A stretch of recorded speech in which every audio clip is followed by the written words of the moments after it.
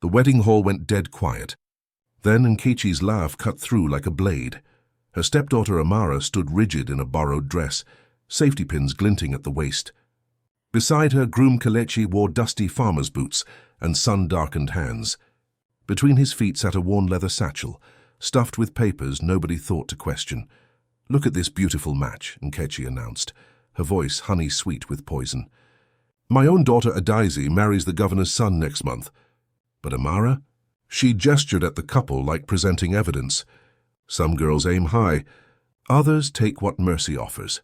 Guests shifted in their seats. A woman in the back row whispered to her neighbor. Cameras stayed down. This wasn't a moment anyone wanted to remember. Kelechi's face remained calm. His hand rested on that satchel. "Have you ever been publicly destroyed by someone who swore to protect you?" This African story, rooted in real-life stories that pulse through African folklore, proves silence can be the sharpest weapon. These touching stories will shift everything you believe about justice. 3 people in this room know the truth, and it will burn Nkechi's world to ash. 8 years before that wedding, Amara was 14 when the phone call came. Her parents, market traders driving home from Lagos, never made it past the highway bend. The truck driver survived. They didn't. Uncle Chidi took her in. His wife Nkechi smiled at the funeral, touched Amara's shoulder, promised she'd never be alone. The village praised their generosity. The church women called it God's provision. 2 weeks later, Nkechi moved Amara's belongings to the kitchen. "Just temporary," she said, "until we sort the rooms." Temporary became 8 years. Amara slept on a mat beside the stove. She woke at 5 to fetch water, scrubbed Adaizi's school uniforms by hand, cooked breakfast before the family rose. Adaiz had 2 rooms upstairs, one for sleeping, one for her wardrobe. She wore silk to Sunday service. Amara mended hand-me-downs by candlelight after the house went dark. The differences were small enough that outsiders missed them.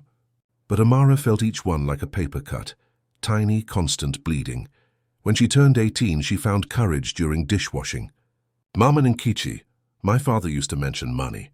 4 school fees. Is there—" Nkechi's hands stopped mid-motion. Her voice went cold. "Your father left debts, child. Hospital bills, funeral costs, your school fees these 8 years.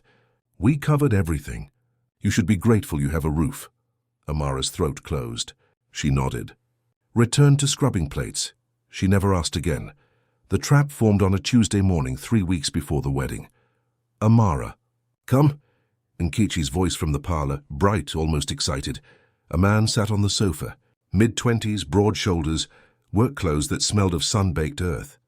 His eyes tracked Amara when she entered, but his face stayed neutral. "This is Kelechi," Nkechi announced. "He farms land outside Umuka village. He's agreed to marry you." The room tilted. Amara's hands went numb. "Marry?" "Your father left 300,000 naira in debts." Nkechi slid a ledger across the table, pages dense with numbers. "Medicine, funeral, your school fees all these years." "It's been difficult." Amara stared at the handwriting. It looked official. It looked real. "Kelechi has generously agreed to cancel the debt if you marry him." Nkechi's voice softened, became almost tender. "I know this isn't what girls dream about, but sometimes we sacrifice for family. If you refuse—" She paused, let the silence expand. "We lose the house. Your uncle's shop closes. Curtis drops out of university."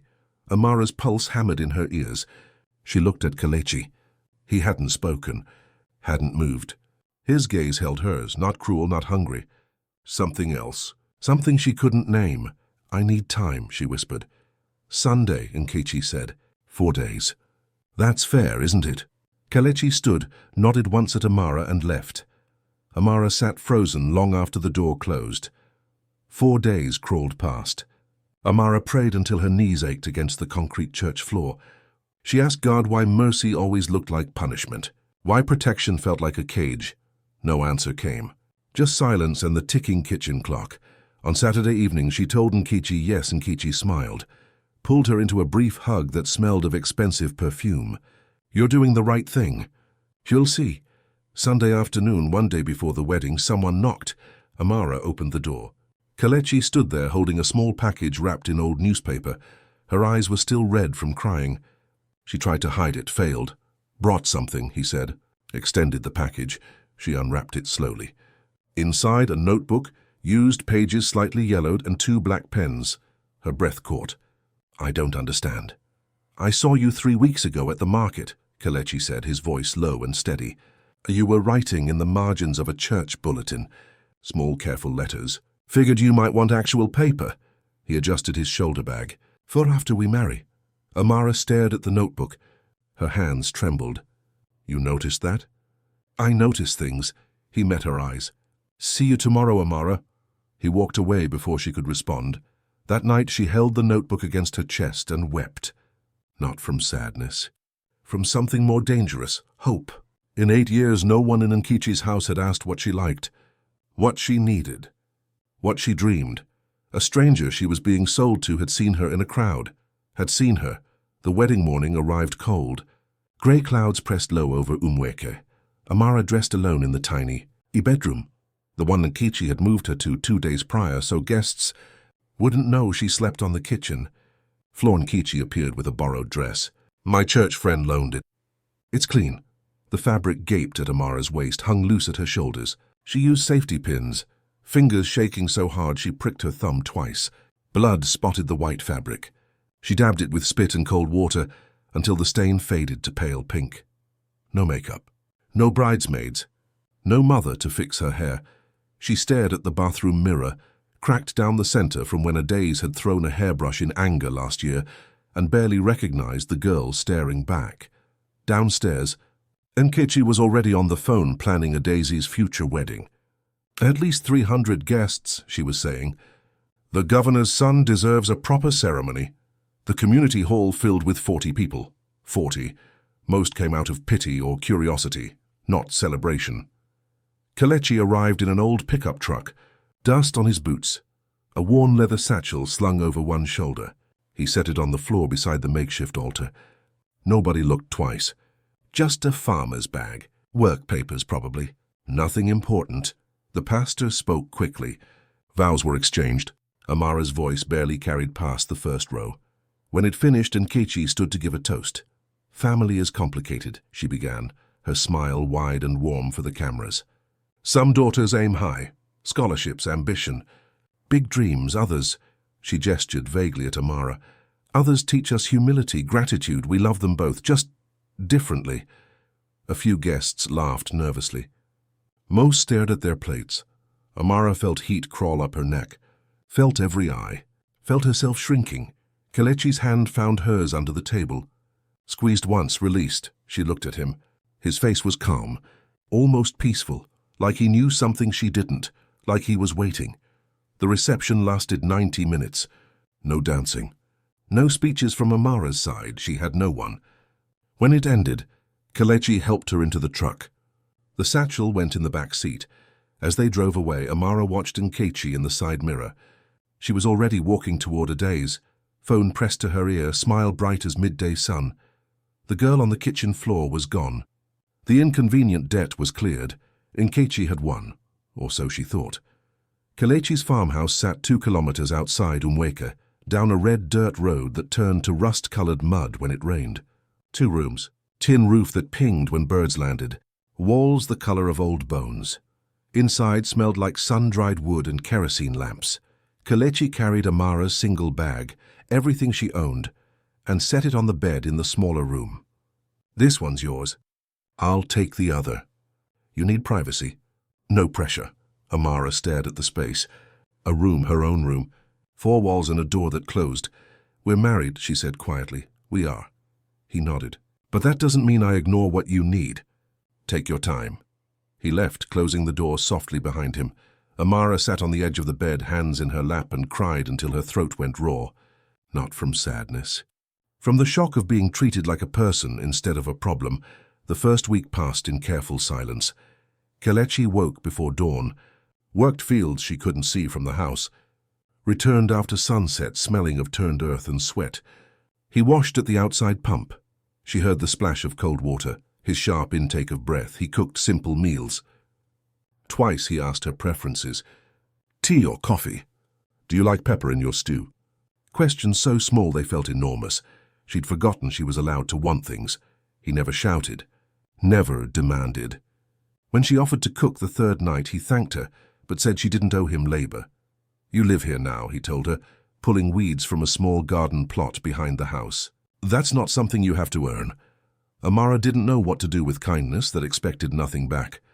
Week 2 brought Nkechi. She arrived in a hired car, Shirahizi trailing behind in a purple dress and heeled sandals that sank into the dirt. "So this is where you've ended up," Nkechi said, stepping carefully around the doorway. Her eyes moved across every surface, cataloguing, judging. "Small, but I suppose it's clean enough." Adaze pressed a hand to her nose. "It smells like chickens, Mama." "That's what farms smell like, darling." Nkechi's smile was sugar over glass. She turned to Amara. "You look thin. Is he feeding you properly?"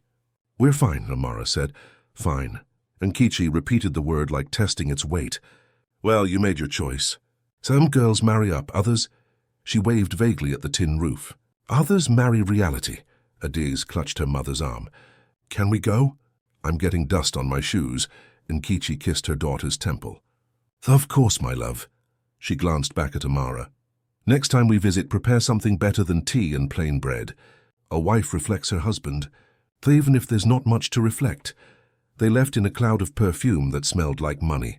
Amara stood in the doorway, fingernails cutting crescents into her palms.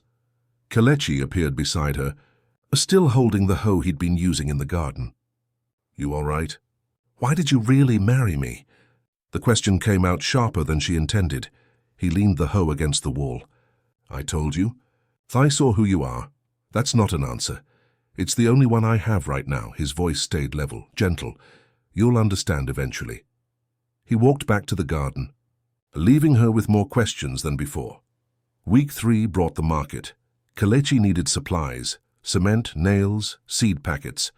Amara went along, grateful to escape the farmhouse silence. The market hummed with life. Vendors shouted prices. Children darted between stalls. The air smelled like frying plantain and diesel exhaust and overripe fruit. At the hardware stall, the owner looked up from his ledger. "Okafor." He straightened slightly. "What do you need today?" "Okafor." That was respectful, more than respectful. They moved to the seed vendor. A woman bagging beans smiled when she saw Kelechi. "Sir, the order you asked about came in yesterday." "Sir," again, not brother or ogre, or the casual terms people used for farmers. Amara's pulse kicked up. She watched more carefully now. The way people stood straighter when Kelechi approached. The subtle shift in tone, the extra second of attention. At the cement supplier, a young man jogged out from behind the counter. "Mr. Kelechi, let me help you personally. No need to wait." "I can wait my turn, Emeka." "No, sir, please. You're a valued customer." Amara touched Kelechi's elbow. "Why does everyone treat you differently?" He shrugged. "I've been coming here a long time." People remember it wasn't a real answer. Before she could push, a voice called out, "Kelechi!" A man approached, not a farmer. Pressed shirt, polished shoes, leather briefcase that caught the sun. He moved like someone used to air conditioning and soft chairs. "Mr. Adeyemi." Kelechi's voice stayed neutral. The man glanced at Amara, then back. "I need 5 minutes. It's about the matter we discussed. I'm with my wife." Kelechi adjusted the bag slung over his shoulder, the worn leather satchel he carried everywhere. "It can wait, but the timeline can wait," the businessman nodded quickly. "Of course. I'll call you later. Ma." He dipped his head at Amara before walking away fast. Amara stared after him. Businessmen didn't chase farmers. Didn't call them sir with that careful tone.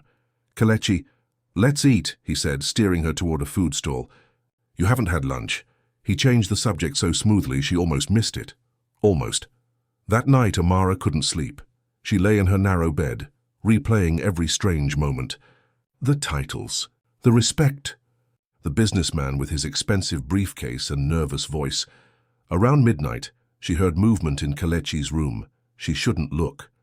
Knew she shouldn't, but her feet carried her to his closed door anyway.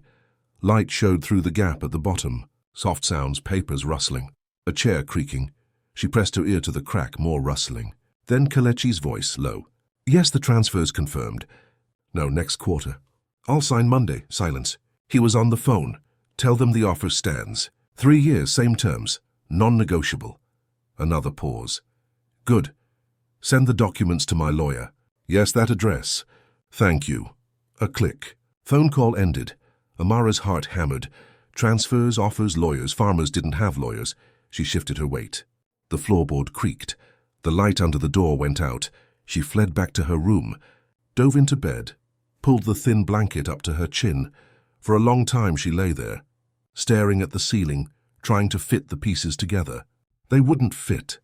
The edges didn't match. Who was Kelechi? And why was he pretending to be poor? The next morning, Amara woke to voices outside. She peered through the window. Kelechi stood in the yard talking to an older man in traditional robes, Chief Emeka, the village head. She recognized him from church. As she watched, the chief reached out, gripped Kelechi's shoulder. The gesture was familiar, equal. Not the way chiefs treated farmers. They spoke for a few minutes. Then the chief clasped Kelechi's hand with both of his, nodded deeply and left. Amara found Kelechi in the kitchen making tea. Who are you, really? The question came out before she could stop it. He poured 2 cups. Steam rose between them. I'm your husband.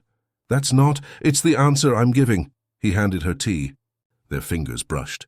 His were rough from work but steady, certain. For now, why won't you tell me? Because I'm still learning something. He met her eyes over the rim of his cup. And when I'm done learning it, you'll understand everything. That's not fair. No, he agreed quietly. It's not. But it's necessary. He picked up his satchel. She noticed how carefully he held it, like it carried something important, and headed for the door. South Field, he said. Come find me if you need anything. He left her standing there, tea going cold in her hands, questions burning through her mind like fever. 3 days later, a woman stopped Amara at the village borehole, ancient, 70 at least, skin like sun-dried leather, eyes that saw through walls. You're the orphan girl, the woman said. Not a question. Amara nodded, wary. Mama Obi. She dipped her bucket into the well with practiced grace. I knew your mother. She had a kind heart. You have her eyes. Amara's chest squeezed. You knew her? I know everyone in Umweke. The living and the dead. Mama Obi studied her. You're drowning in questions, child. I see it in your face. I don't understand anything anymore. Then stop trying to understand and start watching. Mama Obi pulled her bucket up, water sloshing over the sides. She handed it to Amara, an unexpected reversal, the elder serving the younger. Your stepmother taught you to believe words. I'm teaching you to trust actions. Which tells the truth? Amara thought of Nkechi's promises, her locked drawers, her sweet voice and sharp edges, then thought of Kelechi's questions. His separate room. His gentle tone even when she challenged him. Actions, Amara whispered. Smart girl. Mama Obi smiled, showing gaps where teeth used to be. Your husband asks what tea you like. That's respect. He gave you privacy without asking for access. That's honor. He speaks softly and never raises his hand. That's character. She stepped closer, voice dropping. Stop measuring yourself by Nkechi's lies. Believe what his actions show. She walked away, bucket empty, leaving Amara standing in the red dust with water, and the first real hope she'd felt in years. The seed took root. The following week, a message came via village boy. Come Thursday to clean. Aunt hosting church women. Need your hands. Thursday arrived. Amara didn't go. Friday, Nkechi herself appeared, face tight with anger. Did you get my message? I did. Then why? Because I live here now. Amara stood in her doorway, small but hers. Her voice came out steady, almost calm. I have my own home, my own work. I'm not coming. Nkechi's face went deep red. How dare you speak to me like— Thank you for visiting. Amara stepped back. Safe journey home. She closed the door, locked it with shaking hands, stood there, back pressed against the wood, waiting for the world to collapse. It didn't. Outside, Nkechi shouted, threatened, finally left. Car engine roaring away down the dirt road. Amara slid to the floor and laughed, high, breathless, half hysterical. Not from joy, from relief. From the dizzy realization that the cage had never actually been locked. She'd said no and survived. That evening, Kelechi came home to find her sitting on the front step. Face glowing. You look different, he said. I told Nkechi no. The words tumbled out. She wanted me to come clean her house, and I said no, and she yelled, and I closed the door, and she left, and I'm still here, and—" She stopped, breathed. Kelechi sat beside her on the step. Didn't touch her. Just sat close enough that she felt his presence. "Good," he said simply. "Good? You found your voice." He looked out at the darkening fields. "That's what I was waiting to see." "Waiting?" He stood, brushed dust from his trousers. "Come inside. I have something to tell you soon." But not yet soon. He went inside, leaving her on the step with the night settling in and the strange, unsettling feeling that everything was about to change. Inside his room, she heard him open the leather satchel. Papers rustling, and for the first time she wasn't afraid of what she'd find. She was ready. Month 2 arrived with the rainy season. Water turned the roads to red rivers. The tin roof drummed at night. Amara learned the rhythm of Kelechi's life. Early rising, long silences, hands that worked until they bled, then worked some more. But the strange moments kept piling up like stones in her pocket. The school headmaster stopped Kelechi after Sunday service. "Sir, about the library sponsorship. The children are so grateful. Would you consider funding the computer lab as well?" Kelechi's response was quiet, non-committal, but he didn't say no. A week later, a woman at the market grabbed Amara's hand. "You're Okafor's wife. My son got the scholarship last year. Changed everything. Thank him for me. Scholarship?" Amara smiled politely, nodded. Had no idea what the woman meant. That evening she asked Kelechi about it. "I help some students," he said, stirring soup over the kerosene stove. "When I can. With what money?" "I manage." He didn't look up. The stones in her pocket grew heavier. Then Nkechi came back. Not a casual visit this time. She arrived alone, face tight, moving fast. No pleasantries. "No inspection of the house. I need to speak with your husband," she told Amara at the door. Kelechi appeared behind Amara. "I'm here." Nkechi pushed past into the tiny parlor, sat without being invited. Her hands twisted in her lap, the first time Amara had ever seen her nervous. "Adazi's engagement fell through," Nkechi said. "The governor's son chose someone else. Someone younger, with a better family." "I'm sorry to hear that," Kelechi said. His voice gave nothing away. "I need 1 million naira." The words came out flat, desperate, for a business. "Hadafi's needs options now. You married into this family. That means you help when we're in need." Amara's stomach dropped. 1 million. That was more money than she'd seen in her entire life. Kelechi crossed his arms. "I paid 200,000 naira dowry."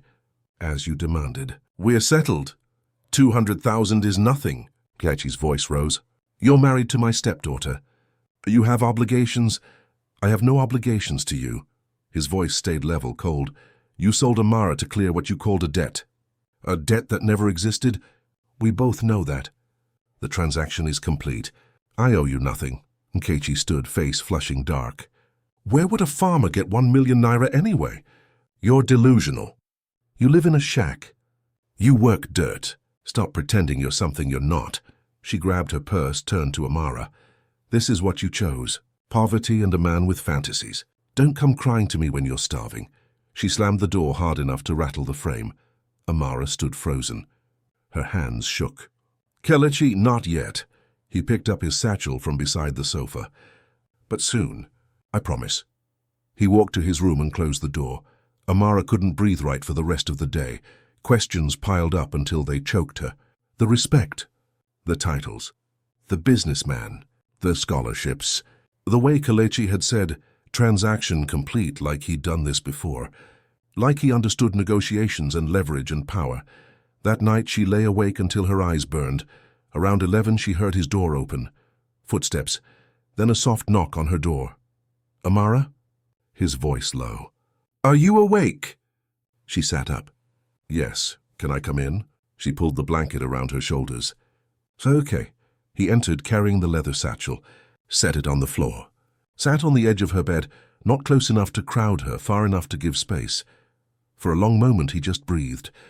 Then he spoke. "My name is Kelechi Okafor. I own 400 hectares of land across 3 states. Commercial farming, real estate, some rental properties in Lagos and Abuja." His voice stayed quiet, steady. "I'm not poor. I never was." The room tilted. Amara gripped the blanket tighter. What? My father taught me something before he died, Kelechi continued. He said, test a woman's heart when she thinks you're poor. That's when you see truth. So I live simply.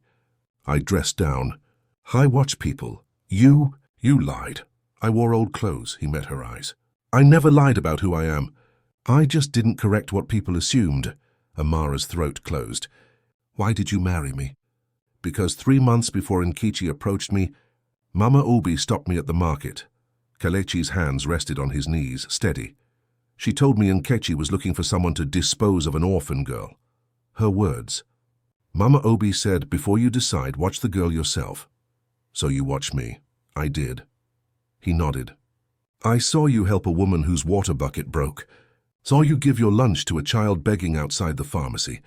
Saw you sit alone at church praying while everyone else talked and laughed. His voice softened. I saw someone kind in a house that fed on cruelty. Tears burned behind Amara's eyes. When Nkechi came to me with her offer, 200,000 to take you off her hands, said you were damaged and rebellious, I already knew she was lying. Kelechi reached for the satchel, opened it. So I did research. He pulled out documents, spread them on the bed between them. Your parents' original will. Your father left 500,000 naira for your education. Bank records showing Nkechi withdrew it over 8 years. Photos of her locked drawer. He kept pulling papers. Nigerian inheritance law requires guardians to file accounting reports by the ward's 18th birthday. Nkechi never filed. She stole from you. And I knew it before I said yes. Amara couldn't breathe. The room spun. Why didn't you tell me? Because I needed to know something first. His eyes held hers. Would you leave if I stayed poor? Would you choose me or choose escape? That's not fair. No, it's not, he agreed quietly. But I had to be sure, and now I am. You said no to Nkechi. You built a life here. You didn't run. He paused. You chose me when you thought I had nothing. That's when I knew your heart was real. Amara's chest heaved. She couldn't speak. Couldn't process. Kelechi reached into the satchel one more time, pulled out something small wrapped in cloth, unwrapped it slowly. A pendant, silver chain, small round mirror cracked down the center. Amara's breath stopped. Your mother's, Kelechi said softly. Nkechi told you it was lost. She sold it to a jeweler in the next town for 50,000 naira. Bought Adiz a gold bracelet with the money. Amara's hands flew to her mouth. She remembered that pendant. Remembered her mother wearing it every day. Remembered asking for it after the funeral, and Nkechi saying it must have been lost in the accident. I bought it back 2 months ago, Kelechi continued. The jeweler tried to fix the crack. Couldn't. Some things stay broken. He held it out. Your father gave this to your mother on their wedding day. Said, so you always see your worth. I think it's time you had it back. Amara took it with shaking hands. The mirror was fractured, but she could still see herself in the pieces. Still whole, just scattered. Something inside her shattered, not broke, opened. She didn't cry. She wept. Deep, racking sobs that came from 8 years of believing she was nothing. Believing she deserved scraps and kitchen floors and borrowed dresses that didn't fit. Kelechi didn't touch her. Just sat there waiting. When she could finally breathe again, she looked at him. Why are you telling me this now? Because you're ready. He gestured at the documents. I can present this evidence publicly. Expose what Nkechi did. Get your inheritance back. Make sure she never does this to another orphan. He paused. Or we can live quietly. Keep the secret. Stay hidden. It's your choice. Amara looked at the pendant in her hands. At the fractured mirror showing her face in pieces, she thought of the woman at the market whose son got a scholarship. Thought of other orphans in other houses, sleeping on other kitchen floors. I don't want revenge, she said slowly. I'm not Nkechi. I won't become her just to hurt her. I know, but I want her stopped. Amara's voice strengthened. I want Adiz and every other girl protected. I want the truth on record so she can't do this again. Kelechi nodded. The harvest festival is in 3 weeks. Chiefs and elders gather. If we present evidence there, it becomes community record. Public knowledge. She can't hide from it. She'll fight, let her. His voice was quiet steel. She'll fight with lies. We'll fight with documents. Amara clasped the pendant around her neck. The chain was cold against her skin. The mirror caught lamplight, throwing fractured reflections on the wall. Okay, she whispered. Let's do it. The next morning, Mama Obi appeared at the farmhouse door. She didn't knock. Just walked in like she owned the place. Found Kelechi and Amara at the table, documents spread between them. "So you told her?" Mama Obi sat down without invitation. Good, the secret was getting heavy. "You knew?" Amara stared. "Child, I know everything in this village." Mama Obi picked up one of the documents, squinted at it. "I told Kelechi to watch you 3 years ago. Told him what Nkechi was planning. Told him you were worth saving. 3 years." Amara's voice went high. "I'm patient." Mama Obi set the paper down. "Now listen. If you're going to expose Nkechi at Harvest Festival, you need to invite her publicly. Make it official. That way she can't claim conspiracy later.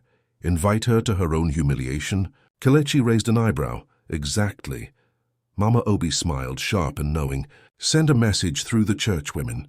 Say you want to honor family. Make amends. She'll come because she can't resist gloating." The old woman leaned forward. "And when she's standing there proud and smug, you pull the floor out from under her." Amara touched the pendant at her throat. "Will it work?" "It'll work." Mama Obi's eyes glinted. "Because Nkechi's pride is bigger than her brain. She'll walk right into the trap thinking she's the hunter." She stood, bones creaking. "I'll spread word that Kelechi Okafor wants to make a formal announcement at the festival. That'll draw a crowd. Everyone loves drama." She walked to the door, paused. "One more thing. Nkechi has one weapon left." "What weapon?" Kelechi asked. "A daisy." Mama Obi's voice went soft. "She'll use that girl as a shield. Make her cry. Blame you for destroying their family. Be ready for it." She left, door swinging shut behind her. Amara and Kelechi sat in the morning light. Documents scattered like evidence of a crime that happened slowly, over years in locked drawers and whispered lies. "Are you scared?" Kelechi asked. Amara touched the cracked mirror pendant. Felt its weight, its broken completeness. "No," she said. "I'm ready." The invitation went out 3 days later through the church women's network. Kelechi and Amara Okafor request the honor of Nkechi's presence at Harvest Festival for a family announcement. Nkechi responded within hours. "Of course I'll be there. Family is everything." The trap was set. Kichi thought she was walking into reconciliation. She had no idea she was walking into a reckoning. And in Kelechi's worn leather satchel, documents waited in patient, devastating silence. 3 weeks until Harvest Festival. 3 weeks until the truth burned everything down. The Harvest Festival filled Umeke village square like a living, breathing thing. 350 people, maybe more. Benches arranged in semicircles facing a raised platform. Chiefs in traditional red robes sat at the high table, their coral beads catching afternoon light. Chief Emeka, the village head, occupied the center seat. Drummers flanked the stage, instruments silent but ready. The air smelled like roasted corn, palm wine, and something else. Anticipation, the electric charge before a storm. Amara stood at the crowd's edge, fingers twisting white cotton fabric. Simple dress, clean, pressed, hers. The cracked mirror pendant rested cold against her throat. Kelechi stood beside her, worn leather satchel slung over his shoulder. He'd dressed with care. Clean white shirt, dark trousers, traditional cap, still simple. But something had changed in his posture. Shoulders squared, head level like he'd stopped pretending. "Ready?" he asked quietly. Her pulse hammered against her ribs. "No." "Good. That means you know what's coming." Before she could answer, ripples of movement disturbed the crowd. Nkechi had arrived. She entered like a queen returning to her kingdom, bright purple wrapper that cost more than most people's monthly wages. Gold at her throat, wrists, ears, each piece throwing light like small declarations of victory. Hair wrapped high and perfect, makeup that erased every year, every doubt. She moved through the crowd, greeting people by name, touching shoulders, laughing at jokes that probably weren't funny. Behind her, Ades followed in a yellow dress, quieter, clutching a small purse with both hands. Kichi spotted Amara, changed direction. "Headed straight over! There's my girl!" Her voice carried warmth that evaporated before reaching her eyes. "I'm so proud you've come to your senses. Family should never stay divided, should we?" Amara's throat closed. "Thank you for coming. Of course I came. When you said family announcement, I knew." Nkechi patted Amara's cheek like she was still a child. "It takes courage to admit when you've been ungrateful. This is good growth. Beside Amara, Kelechi said nothing. His face gave away nothing. Nkechi barely glanced at him. Farmers weren't worth attention. Come, Adaisi, front row. We should have good seats for your sister's apology. She swept forward, the crowd parting like water. Amara watched that confident stride, that certain smile. She has absolutely no idea. The thought sent alternating waves of ice and fire through her blood. Chief Emeka stood. Raised one hand, the drums stopped mid-beat. Conversations died. Even children went quiet. We gather today for harvest celebration and community matters. His voice carried across the square without shouting. We have a special announcement. Kelechi Okafor has requested to address this assembly. Murmurs rippled outward. People craning necks looking around. Kelechi stepped onto the platform. In the front row, Nkechi's forehead creased. She leaned toward the woman beside her, voice carrying. Why is that farmer on the stage? The woman shifted uncomfortably, looked away. Chief Emeka continued, and his next words fell like stones into still water. Many of you know Kelechi as a quiet man. A farmer, he paused. What you don't know. Kelechi Okafor owns 400 hectares across 3 states. He sponsors our school library, 12 scholarship students. He's one of the largest landowners in this entire region. The silence that followed was absolute, not quiet. Silent. The kind of silence where you hear your own heartbeat. Nkechi's mouth opened. No sound came out. Her hand flew to her chest, fingers clutching fabric. What? Beside her, Adaise grabbed her mother's arm. Mama, what's he saying? All around them, heads were turning. Not toward the stage. Toward Nkechi, Kelechi's voice cut through, calm as deep water. Thank you, Chief Emeka. I asked to speak because I have evidence of a crime committed against my wife over 8 years. A crime this community witnessed but never stopped. Amara's legs felt like water. She locked her knees. 3 months ago, Kelechi continued, Nkechi Okafor approached me with an offer, 200,000 Naira to marry her stepdaughter. She called Amara damaged, rebellious, said she needed a firm hand. He paused. She was selling a human being like livestock. Scattered gasps. A woman in the 4th row covered her mouth. Nkechi shot to her feet. That's not your twisting everything. Sit down. Chief Emeka's voice wasn't loud. Didn't need to be. But he's lying. Sit. Down. Now, Nkechi. Dropped like someone had cut her strings. A young man wheeled a projector onto the stage, the same one used for community announcements and village meetings. The white sheet behind the platform became a screen. I'm going to show you. Legal documents, Kelechi said. Bank records, photographs. Look carefully. These are facts. The first image appeared. Large enough for everyone to see, a will. Official seal. Clear handwriting. Amara's parents died 8 years ago. Before his death, her father created this will. 500,000 Naira for his daughter's education. Kelechi's voice stayed level. Factual. Nkechi, as legal guardian, was supposed to protect this money. Click. Next image. Bank records. Columns of numbers marching down the screen. These are from First Bank. Withdrawals made by Nkechi Okafor over 8 years.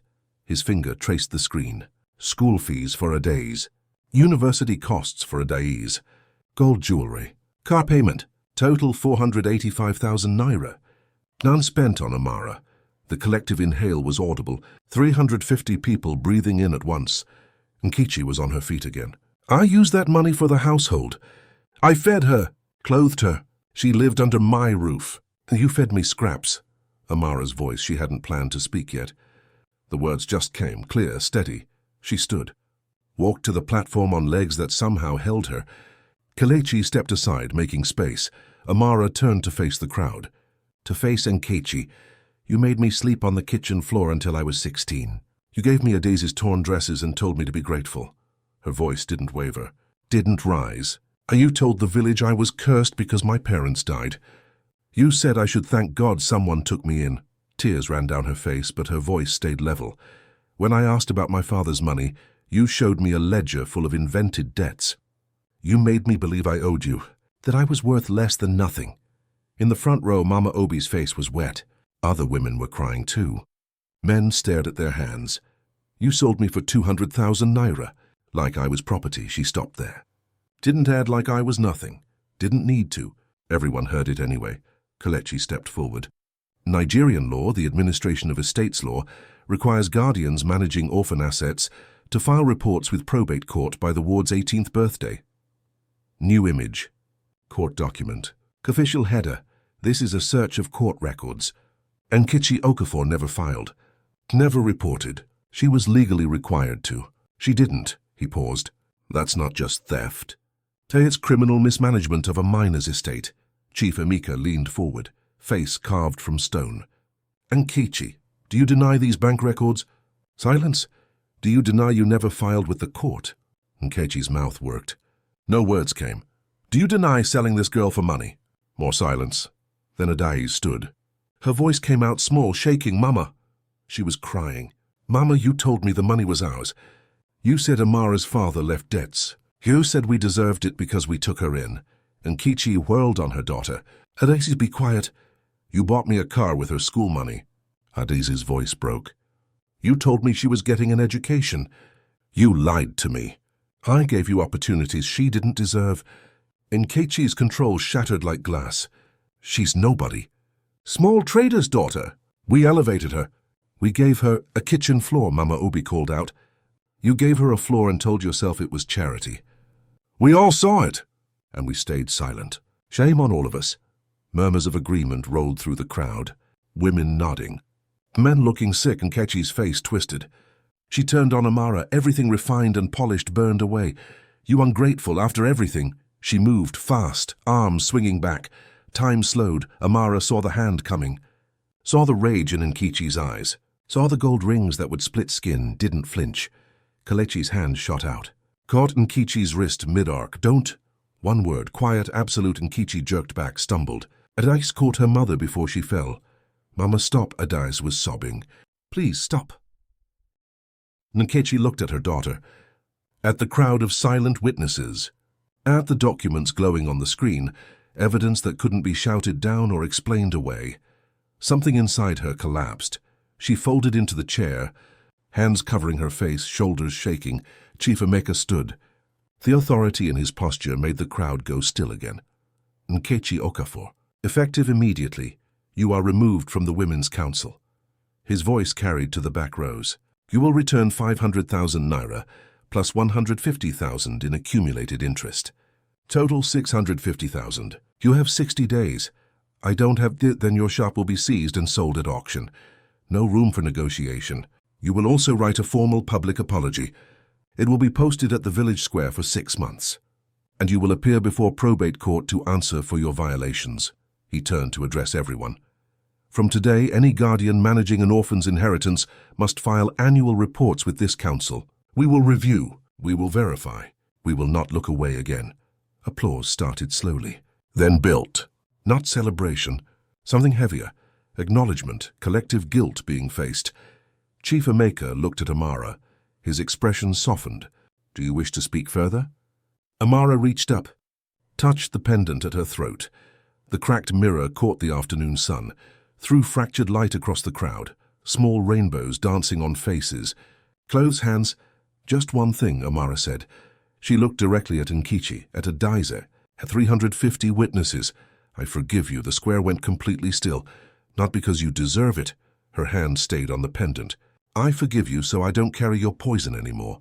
But forgiveness isn't reconciliation. Her voice stayed steady, gentle, final. You won't enter my home. You won't speak to my children. We're done. She turned to the crowd. And to every orphan listening, every child in someone else's house believing you're a burden. She paused. Let the moment breathe. You're not. You're enough. You always were. She stepped down, walked to Kelechi. He wrapped an arm around her shoulders and they moved through the crowd. People stood, moved aside, made a path. But they didn't just watch. The market woman who'd mentioned the scholarship reached out, squeezed Amara's hand, whispered, "Thank you." An older man nodded as they passed. Your father would be proud. A young girl, maybe 13, eyes too knowing, touched Amara's sleeve, said nothing, didn't need to. Behind them, Adaize held her mother while Nkechi wept. Both of them broken open. Both of them changed. The drums started, again. Slow, steady. The festival continued, because life continues. But everyone knew something fundamental had shifted. The girl from the kitchen floor had spoken her truth, and the village finally had listened. Week after Harvest Festival, Hamara woke to find a basket on the doorstep, yams, still dusted with red earth, a folded note tucked between them, from my farm, for your table. The woman whose son you helped, the market woman, the scholarship mother. By midweek more appeared. Fresh bread wrapped in cloth, a hand-carved wooden cross, palm oil in a clean jar, mangoes, dried fish, no names, just offerings. Amara arranged them in the kitchen, touching each one. Not charity. Something else. Apology in the language of food. At the market, women who used to look past her now met her eyes. Good morning, Amara. Not orphan girl, not poor thing. Her name, the pastor stopped her after Sunday service. Would you read scripture next week? Your voice should be heard. 8 years in that church. First time anyone asked, small changes. But they added up to a different world. 10 days after the festival, someone knocked at noon. Amara opened the door. A Daisy stood there. No makeup, plain blue dress, single braid. She looked smaller, younger, unsure in a way she'd never been before. I don't expect you to let me in, a Daisy said quickly. I just need to say something. Amara stepped onto the porch, stayed in the doorway. I'm listening. I knew, a Daisy's voice shook. Not everything, but I knew you slept on the kitchen floor. I saw the torn clothes. I watched Mama treat you like you were less. She stopped, swallowed hard. And I told myself it was normal, that you were fine, that Mama loved us differently but still loved us both.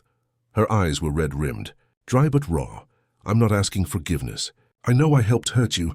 I need you to know I see that now. She twisted her hands. I moved to Auntie Grace's in town. I'm apprenticing with a seamstress. Mama and we barely talk.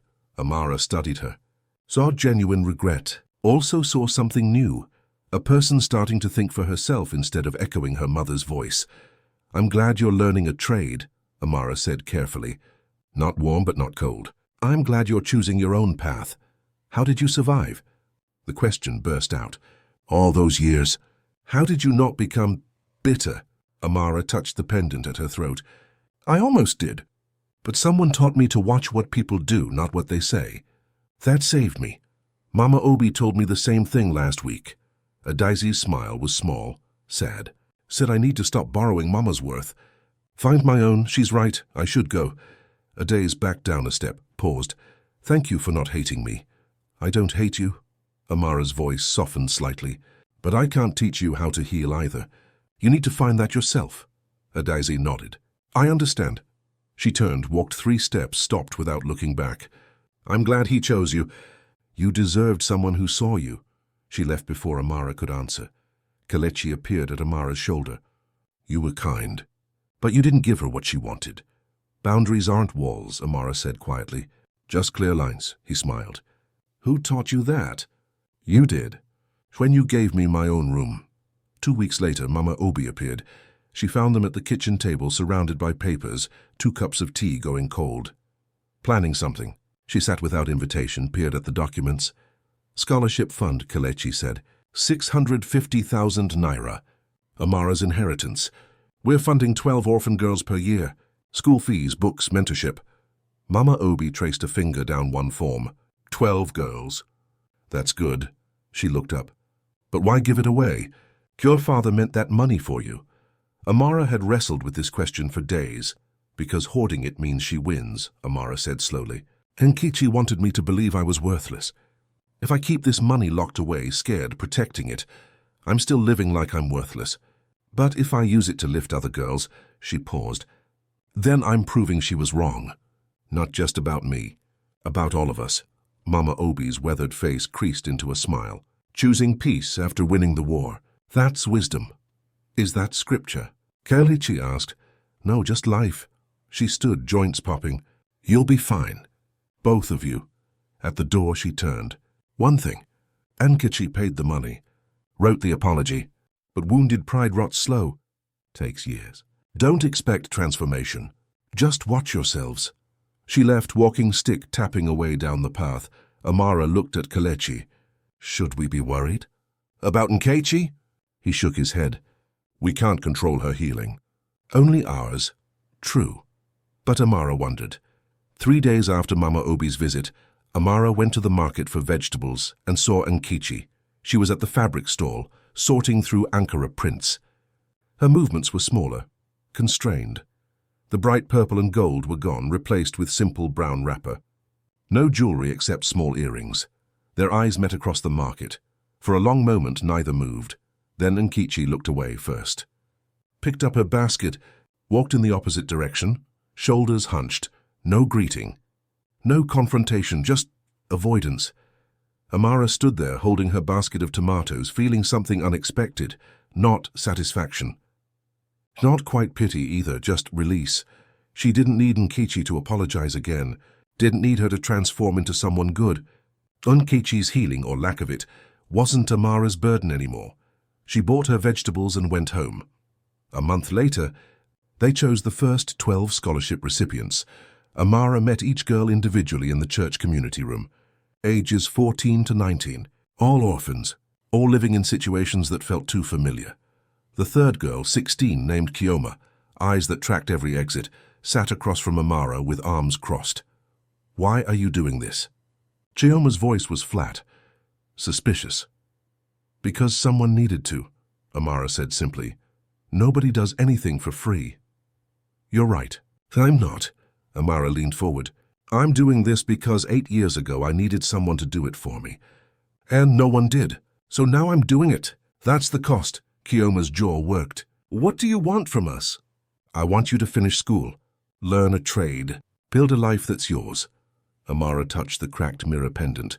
"I want you to know you're not charity. You're not a burden. You're an investment. And we believe in you." Something flickered in Kioma's face. The armor cracked just slightly. "I don't know how to believe people."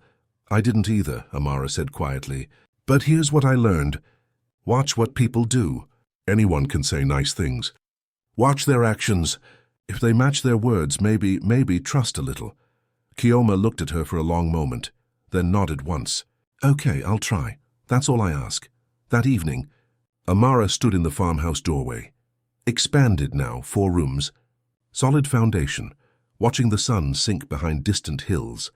Kelechi came up behind her, wrapped his arms around her waist, chin resting on her shoulder. "You reached her," he said quietly. "That Kioma girl. I saw her face when she left. Different. She reminded me of me." Amara leaned back against his chest, scared, angry, expecting betrayal. And now she has a chance I didn't have. Amara's hand covered his. "That's enough." They stood in comfortable silence, watching daylight fade to violet. "Do you think your mother would be proud?" Kelechi asked. Amara touched the pendant. The cracked mirror caught the last light, fractured but reflecting. "I think she'd say I finally learned to see my worth." Her voice was soft, certain. "Not in what people gave me or took away, just in who I am." That's what this pendant was supposed to teach me. Above them, stars began appearing. One by one, small lights in gathering dark. The farmhouse behind them glowed warm with lamplight. Home. Real home. Built on truth instead of lies. Somewhere in town, Nkechi lived with her choices. Erdi's learned her trade. 12 girls opened books that would change their futures, and Amara, who'd once believed she was worth nothing, stood in her own doorway, held by someone who'd seen her worth before she could see it herself. Not a fairy tale, just life. Complicated, hard-won, real, and finally hers. 6 months later, the farmhouse stood solid. Solar panels glinted on the new roof. 4 rooms with real foundations. A garden that fed 3 families, plus the scholarship girls who visited for weekend farming lessons. Amara sat at the kitchen table reviewing applications, one hand resting on her belly. 7 months along, the baby kicked against her palm, strong, insistent, alive. She wondered if her mother had felt this same flutter. This wild hope mixed with terror. Through the window, Kelechi taught 2 scholarship girls how to transplant cassava seedlings. His patient voice carried, "Gentle. Don't force the roots. Let them find their way." The girls laughed at something. The sound made Amara smile. On the wall behind her, the cracked mirror pendant hung in a small wooden frame, too precious to wear daily now, but visible, always visible. Her mother's face looked back from that fractured glass. Or maybe it was her own face, Hard to tell anymore. The resemblance had grown. I see you, Mama, Amara whispered. I finally see what you wanted me to know. The baby kicked again. Agreement, maybe. Last week, Mama Obi had brought news while helping fold baby clothes. Nkechi sold the shop. The old woman's hands moved with practiced efficiency, moving to her sister's village 2 states away, starting over where nobody knows her story. Amara had paused mid-fold. Is that healing or running? Does it matter? Mama Obi shrugged. She paid what she owed, posted the apology, faced the court. What she does with the rest of her life isn't your burden. I know. Amara struggled for words. I just hoped she'd change. Maybe she will. Maybe she won't. Mama Obi handed her a tiny yellow dress. But her transformation isn't the price of your peace. You already have peace. She's just someone you used to know. True, Amara felt it. The weight that used to press her chest when she thought of Nkechi, it was gone. Just empty space where poison used to live. Forgiveness hadn't required Nkechi's redemption. Just Amara's release. Adaze texted yesterday. A photo of a wedding dress she'd sewn. Intricate beading, careful stitching. The caption, my first big commission. Wish me luck, Amara had replied. It's beautiful. You have skill. Not I'm proud of you, not I forgive you, just acknowledgement of craft, clean, boundaried. Progress looked different for everyone. 3 days ago, Chioma, the suspicious 16-year-old from the first scholarship class, had shown up unannounced. I got the highest score in my class, she'd announced, trying to hide her smile behind crossed arms. Mathematics. The teacher said I should consider engineering. I knew you would.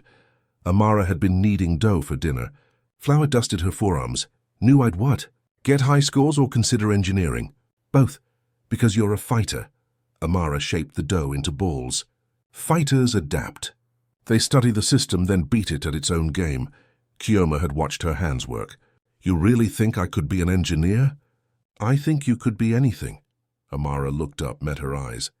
The only question is, what do you think? Chioma's armor cracked. Just for a moment. I think maybe I could try. Then try. We'll help. The girl had hugged her, quick, fierce. Awkward, then fled before tears could fall. Small victories built empires. In evening lamplight, Amara arranged the approved scholarship applications in a neat stack. 15 girls this year. They'd expanded the program. Her hand moved to her belly again. The baby shifted, rolling like a wave under skin. Boy or girl, this child would grow up knowing their worth wasn't conditional. Wouldn't sleep on kitchen floors or wear someone else's cast-offs, or believe love came with debt attached. This child would know stories. The old ones passed down through generations. The life stories her grandmother used to tell by firelight. The African folktales about clever tortoises and brave daughters and justice that came, slowly but arrived complete. The touching stories that taught resilience without preaching it. Her child would also know the real-life story of their mother, how she survived, how she chose dignity over bitterness, how she turned stolen inheritance into scholarships that would outlive them all. These were the African stories that mattered. Not kings and magic, just ordinary people choosing courage in impossible moments. Amara touched the framed pendant on the wall. The cracked mirror caught lamplight. I did it, Mama, she whispered. I finally see my worth in pieces. And it's enough. Outside, Kelechi's teaching voice continued. Good. Now pack the soil gently. You're not burying it. You're planting it. There's a difference. There was a difference. Amara knew it now. Somewhere in a distant village, Nkechi unpacked boxes in a house that didn't know her crimes. Somewhere in town, an icy sewing machine hummed over wedding silk. Somewhere in 12 different homes, scholarship girls opened textbooks that would crack their worlds open and rebuild them larger. And here, in a farmhouse built on truth instead of lies, a baby kicked against its mother's hand, ready, impatient, coming soon. Amara smiled, placed both hands on her belly. We're ready for you, she said softly. We built something solid, something real. Welcome home. Through the window, the sun touched the horizon. The last light turned everything gold, the fields, the house. The pendant's fractured reflection on the wall. Broken things can still hold light. Sometimes they hold it better. Have you ever had to choose between revenge and peace? Between returning to toxic family or building your own definition of home? Drop your story in the comments below. Tell us about the moment you said no and meant it, the moment you stopped apologizing for surviving. Your words might be the permission someone else needs to leave their kitchen floor. Hit subscribe for more stories of ordinary people choosing extraordinary courage. Stories that don't preach, they just show you what's possible when dignity becomes non-negotiable. Next week, the housemaid who overheard the CEO's secret and used it to rewrite her destiny. Because your story isn't finished, it's just getting started.